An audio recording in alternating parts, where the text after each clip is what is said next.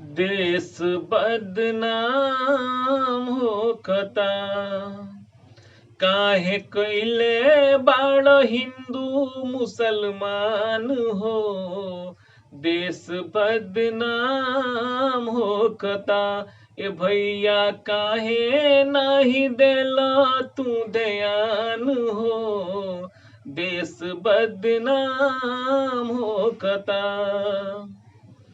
याद कर दशहरा तजिया साथे साथे मनैला, ईद के सेवई होली के पुआ साथे मिलके खैला। याद कर दशहरा तजिया साथे साथे मनैला, ईद के सेवई होली के पुआ साथे मिलके खैला। बाट नाता ई त बहुत पुरान हो, देश बदनाम होखता। काहे कइले बाड़ हिंदू मुसलमान हो, देश बदनाम होखता।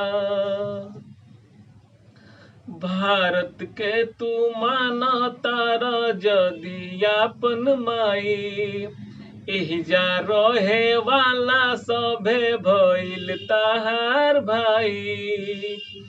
भारत के तू मानतार जदि आपन माई, एहिजा रहे वाला सभे भइल ताहार भाई।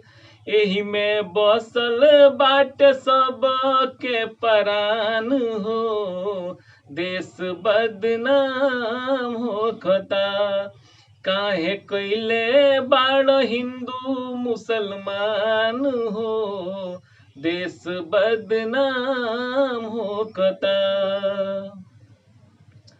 मुल्ला पंडित नेता लोग के कहल जबले मनबा, सुख दुख के जे साथी बाटे ओके दुश्मन जनबा।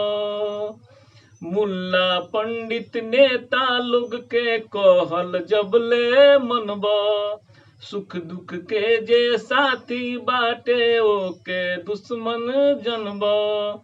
बान्हे धर नाही आपन तू ईमान हो, देश बदनाम होखता। काहे कइले बाड़ हिंदू मुसलमान हो, देश बदनाम होखता। शेखर संजीव केहू से तू जग में बैर ना कर। भाषा जाति धर्म अलग बा, यही पर ना तू लड़। शेखर संजीव केहू से तू जग में बैर ना कर। भाषा जाति धर्म अलग बा, यही पर ना तू लड़।